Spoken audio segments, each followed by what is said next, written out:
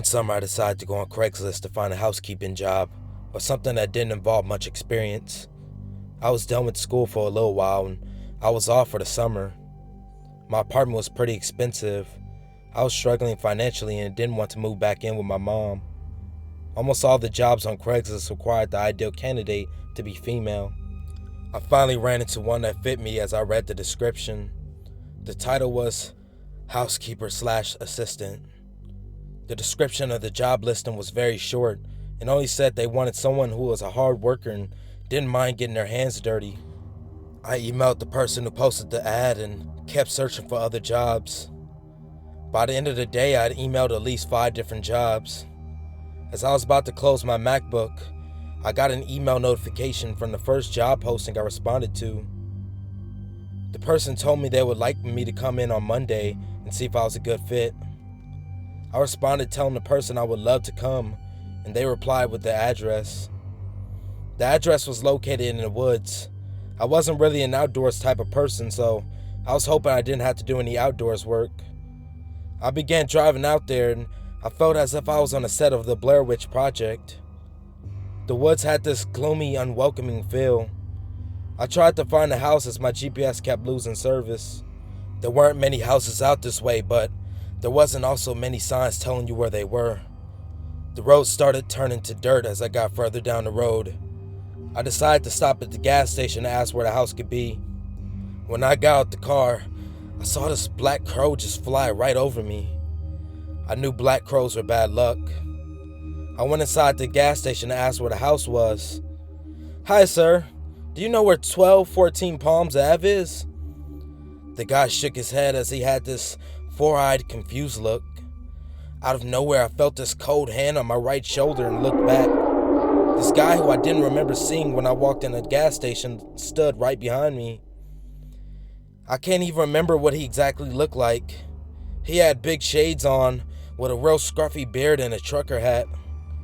He started saying, "Are you looking for Mr. Sidbury's house?"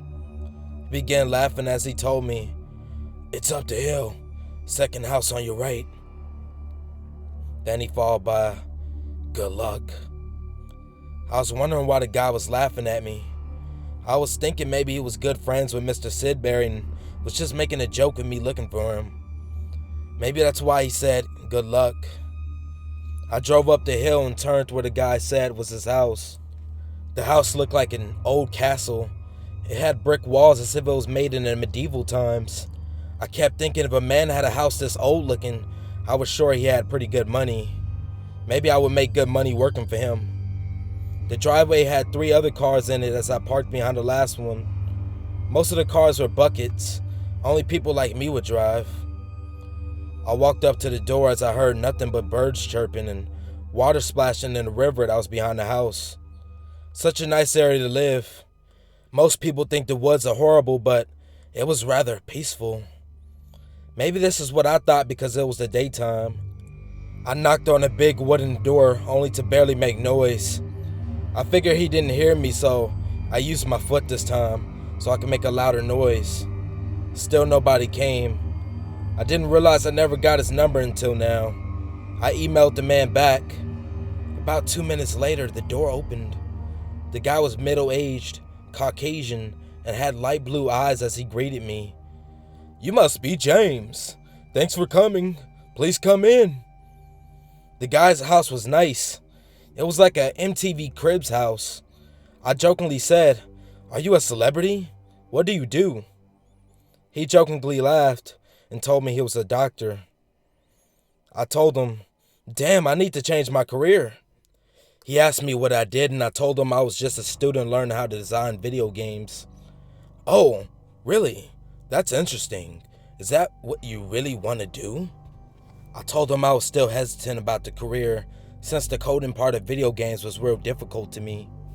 He began to tell me more about how he used to be a doctor and tell me that's where the money is. After talking to him, we started to become really cool, and I almost forgot the main purpose of me even going to his house, and that was to work and earn some extra cash. I had enough of hearing what the hell he earned since he was my age. I got him off topic and asked him, what exactly am I going to be doing and what did he need help with? His face expression totally changed. He didn't seem like the nice guy that opened the door for me anymore. He began to explain how he was trying to build an underground cellar behind his house and needed someone to dig the dirt up for the project. I didn't think much of it, as this guy was a stranger telling me to dig holes in the back, in the woods.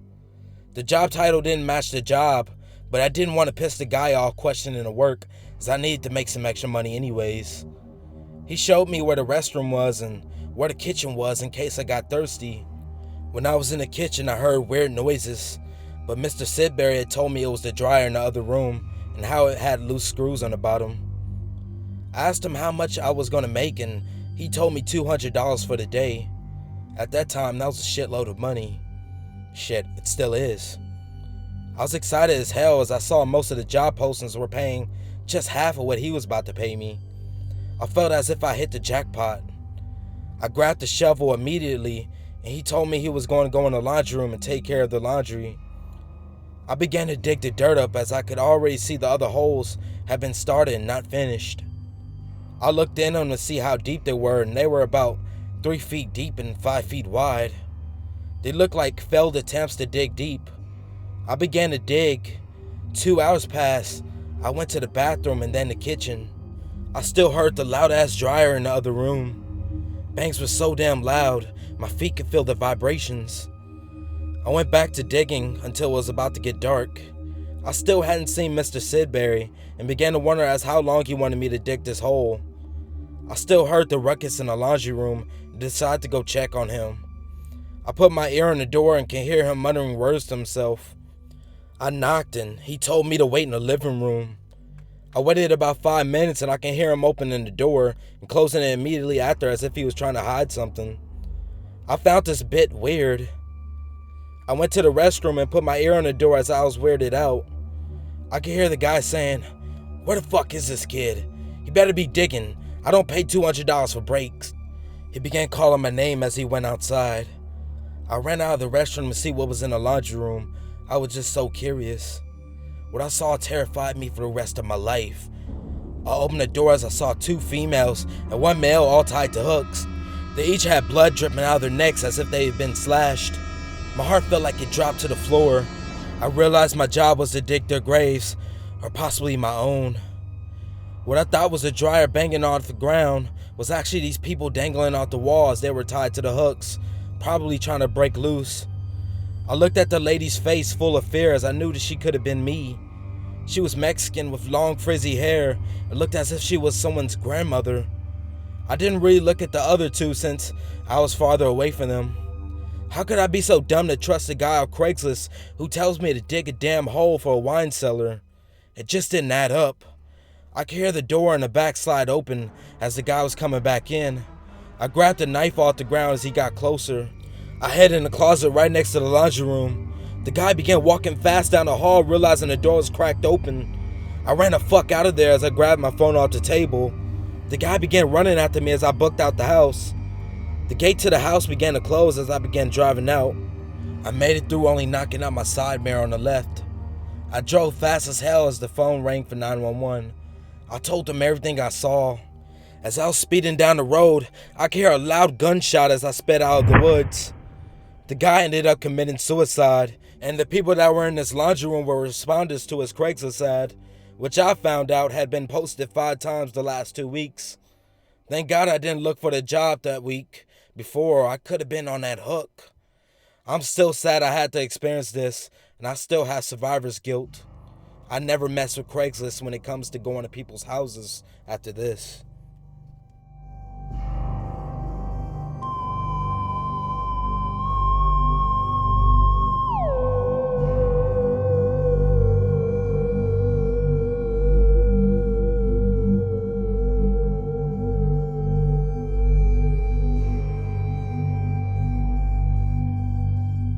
This story takes place 4 years ago. The first car I bought was fitted with aftermarket wheels, but I had the previous owner include the factory wheels for free. Since I didn't plan on using them, I posted an ad on Craigslist for $150. Soon enough, I had a serious buyer driving over an hour to come meet me.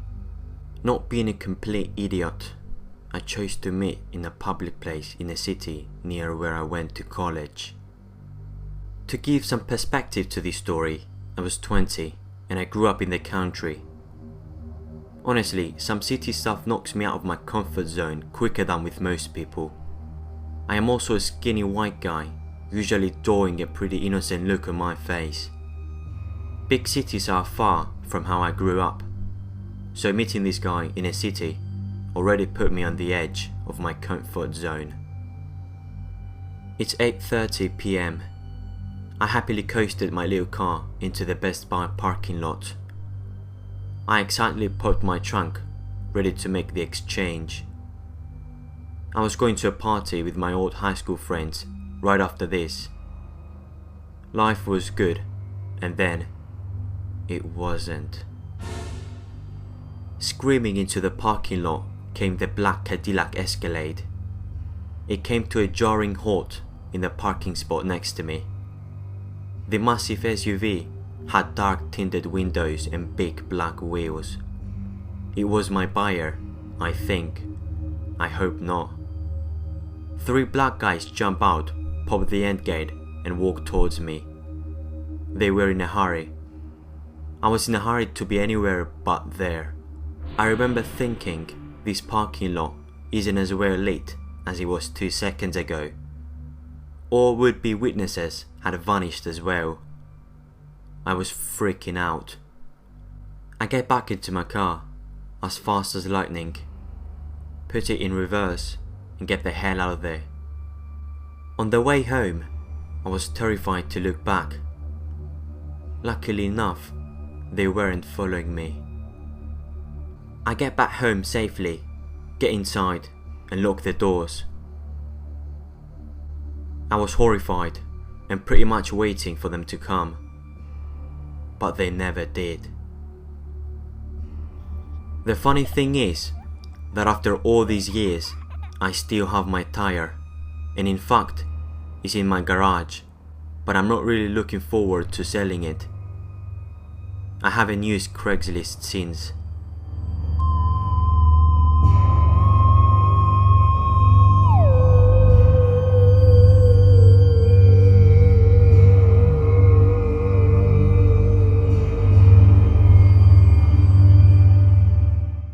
I used to always chase after anything for free on Craigslist. This meeting was the last time I went to the free section.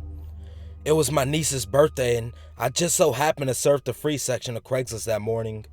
I came across an ad saying, "Free toys for kids." I thought it was almost meant to be when I saw that title, since I haven't got my niece anything yet. There weren't any pictures on the ad, just an address.